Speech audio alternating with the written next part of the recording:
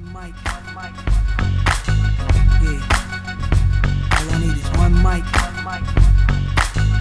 Yeah. All I need is one mic. Hey everybody, welcome back to One Mic, where I watch shit so you don't have to. And today I'm here to talk about episode 10 of the FX and Hulu limited series, The Patient, entitled The Cantor's Husband. And before I get started though, real quick, I want to for the last time implore you all to follow me on social media. I just want to get it out there on all the videos so that way you guys can get all the news. You know, if I want to tweet something or post something on Facebook that I don't want to make a video for, I want you guys to see it. I want to increase the interaction, increase the activity, be more active on there. So follow me. If you shoot me a message, you know, just a quick tweet like, hey, I follow you from the YouTube. I'll follow you back. I'll probably follow you back even if you don't do it. But do that. Make sure you follow so you can make sure you can get all these news updates. Interact with me, especially during fights on the weekends. I'll be live tweeting them. So make sure you do that. And then secondly, real quick, I just want to again shout out my patrons. I just got a new one, so that's the reason for this for this extra shout out. But if you're curious about the Patreon, there's a video in my video feed called Major Announcement that has all of the details about the Patreon, all the stuff you get at the different tiers and what they cost. And then also there's a link to the Patreon in the episode description. So shout out to Delvin Cox, Brett Factual, Dez, Justice Smith-Williams, Brian Turner, Dancing Lights, Margaret Moffett, and Esther.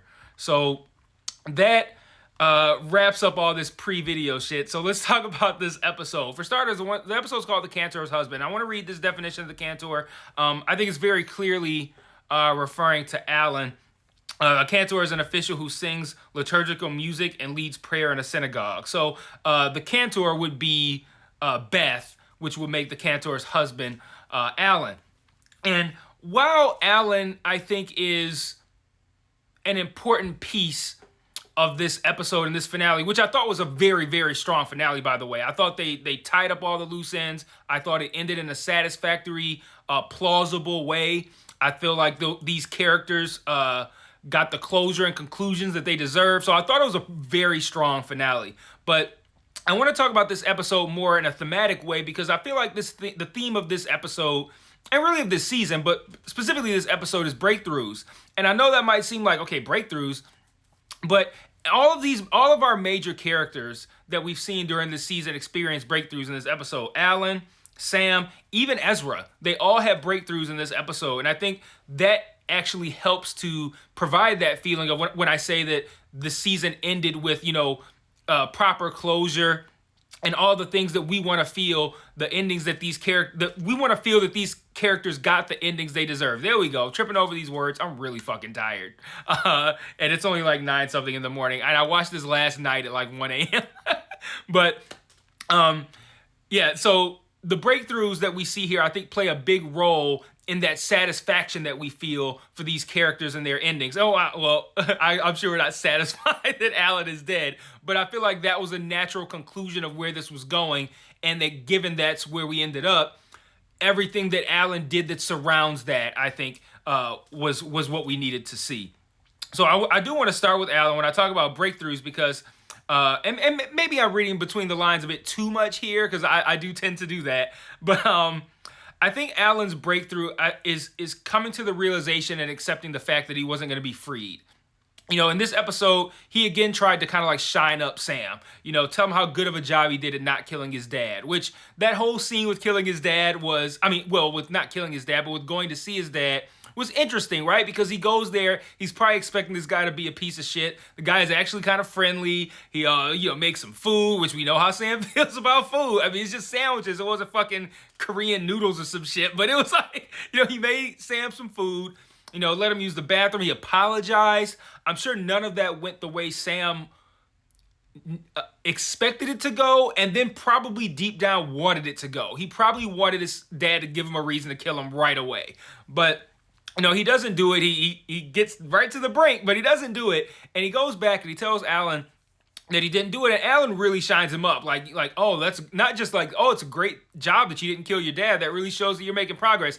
Alan stops just short of, you're cured. There's nothing left for me to do. You've nailed it. And the speech goes it's a beautiful speech, but it's so long and it goes so far into like really kissing Sam's ass that you have to start to wonder if this speech is shifting from giving Sam the bit of recognition that he does deserve, but really just like stroking his ego and all that as just another attempt to manipulate him, to manipulate Sam into freeing him. You know, I did like the line, people don't deserve to die for falling short. Now, I'd argue just, how, you know, it depends on how short you fall, but, you know, whatever. But, you know, I think they did a good job this season, because I thought this speech was like the third or fourth example that they've done this season of with Alan kind of, and I don't think this is intentional by Alan, it's intentional by the writers, blurring that line between Alan providing genuine feedback that is positive and meant to encourage his patient and saying shit that's going to make his patient let him go. I think they did a great job of blurring that line. And I think this long-ass speech that Alan gives Sam when he returns from not killing his father is the best example of that. Because it starts off like, yeah, this is a great breakthrough. And then it gets to the point where it's like, okay, Alan, you're doing a lot here. I feel like you're just trying to let yourself get freed. And then he does shift to that, like, hey, look, it's time for me to go. But hey, man, you're cured. You don't need me anymore. But when Alan's admittedly, very well thought out and logical attempt at getting Sam to free him only causes Sam to double down and bring in a sofa, a fridge. He's like, I'm going to bring you a LG TV with a smart TV with all the apps. You can have Netflix, you have Disney Plus, you can have BT Plus, even though nobody wants that shit. You can have it. It's all good. But after this happens, once he doubles down on Alan's time there, Alan comes to the realization that he's not going to be freed willfully, and he begins making preparations for the inevitable. And I think that, again, for Alan has the negative breakthrough, the breakthrough that's like, okay, I've been trying forever to actually treat this guy, to actually help him, to give him positive feedback. I've been trying to do this the right way to get him to release me. And I see now that's not going to happen. I'm going to have to go about this the wrong way, which, well, I wouldn't say the wrong way, but the less than ideal way. So to start that plan in progress, Alan calls down Candace and he lays this guilt trip on her for not being there for her son. You know, like his dad, your husband beat the shit out of him. You didn't do anything about it. You failed him. You failed to protect him, all this kind of stuff. And he really works the emotions until she starts crying. And then he goes to offer the tissue, and he does the old tissue in the chokehold bait and switch. that trusty tried and true method of tissue in the rear naked choke. But he puts his foot cream shiv to her neck, and he calls Sam down and basically says, you know, I'm gonna ice your mom if you don't let me go. So it is what it is. And nobody, I think nobody believed that was gonna happen, except Candace. But Sam calls his bluff. He pokes her with the corner of his foot cream shiv fairly deeply, and then the scene cuts. And it cuts to this family dinner, and it's Alan, Ezra, Shoshana, their families, Alan's grandkids. Everybody's there, obviously, except Beth. And it's a very beautiful scene. You know, it's a dinner scene. Everyone's getting along. Beef seemed to be squashed. They all sing together. It's almost too perfect. And then you see Charlie sit at the table, and you're like, fuck, this is too perfect. And we cut back and realize that Sam is choking Alan, and that Alan has died. And again, that is the ending that this show really, if it ended any other way, I don't think you would call bullshit, but like this was the way that this probably should have gone. You know, the therapist, you know, he tried his damnedest. He comes to the realization that I'm not going to get freed willingly. I'm going to have to kind of like bust my way out of here. And he ends up dead. And like that's really, that was the situation that we entered when we got here. Like when he ends up locked up in that basement, what scenario gets you out of there alive? And this really was just the kind of like, I'm going to use all these tools in my toolkit to see if I can get this guy to release me, even though I'm a therapist. Like he has a way with words. He knows the mind. He probably knows how to manipulate. But at the end of the day, where else does this end? Is a serial killer going to let you go free? He's not. And once Alan had that breakthrough, that's how we end up where we are. But when Alan has his breakthrough that ultimately does result in his death, that pushes other breakthroughs, right? So I'm gonna hit Ezra real quick. Pause. I'm gonna talk about Ezra real quick because I have a little bit more I want to say about Sam. But we see Ezra's breakthrough at the end as well. You know, he's in therapy and he's trying to play the tough guy role. Like, yeah, you know, I'm just here because I need tips. on how to help out every single person in my life except me. Everyone else is fucked up, but I'm good. And I'm also the one that's sitting here in therapy. Like, get the fuck out of here, Ezra. And the therapist kind of calls bullshit, and he's like, well, what about you? And then Ezra goes, and then it cuts. And I think what we're meant to take from that is that this is going to be the beginning of Ezra's breakthrough, where he opens up to a therapist and shares his feelings surrounding what happened between him and his father, and then dealing with how that never got resolved before his father was murdered, and then kind of resolved afterward. Like, that's a very, very tricky set of circumstances that I think Ezra's really going to have to, dig down deep and really get to the root of, what all happened here to try to come out on the other side. Because that is a fucked up set of circumstances to, have your dad die, when you're in the middle of this really bad beef about really important shit like religion and how to raise your family. And then to find out that he was murdered before you guys had a chance to even talk, and then to have the reconciliation kind of happen after the fact via letter, like, that's rough. But I gotta stop. According to some of the feedback I gotta stop rambling. So that's what I was doing, repeating that same point over again, like I needed to. But Sam has a breakthrough as well, and it may not feel that way, seeing as how he still killed Alan at the end. But there were several things that showed that Alan's therapy had some success. One of the things that Alan tried to push Sam the most with was empathy. And after Sam killed Alan, the names are so plain, sometimes I get them confused. Like, wait, is Sam the killer or is Sam the therapist? After 10 episodes, I should not be making that mistake. But after he killed Alan, he put the body where it could be found, which is, again, something that Alan advised him to do with Elias. He sent the information on, one, just the fact that he was dead. That giving that closure to his family is important. But he sent that information that he was dead and where his body was to Shoshana and Ezra. And he also gave them the letter that Alan wrote them, which is, again, that's a nice thing to do. He didn't have to do that. But he's giving this family closure that they wouldn't have gotten otherwise. And he wouldn't have done that if it wasn't for the fact that Alan taught him that. So, that's a breakthrough for Sam. And that's just one. He also took to heart Alan's statement that he would never be able to get past this unless he was physically stopped from doing it.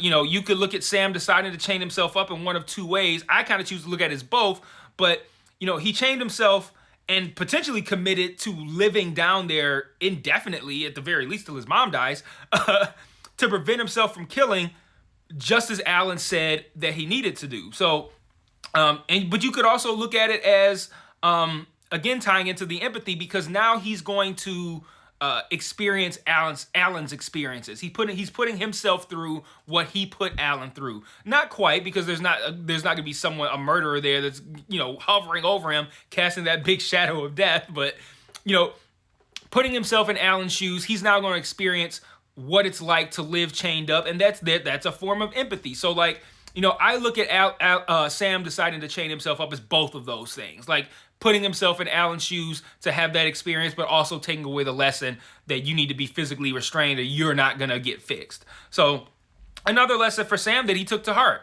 And, given, if I hadn't laid it out like this, right, on the surface, you could say that the therapy wasn't successful because Alan still ended up dead. But if you look at it another way, with the goal just being change and to start taking those steps to help you get past the situations in your life that have caused you to become a killer, making different decisions, all those sorts of things. If you look at that, then I think the therapy was successful. If you look at that as a measure of success, if the only measure of success is that he doesn't kill Alan, then yes, he failed. But Will he kill the next guy? Will he kill the next guy? I know he won't, because one, he's physically restrained, but two, because he's learning from Alan. So I think that, that's just one of the ways in which you could say that the therapy was successful.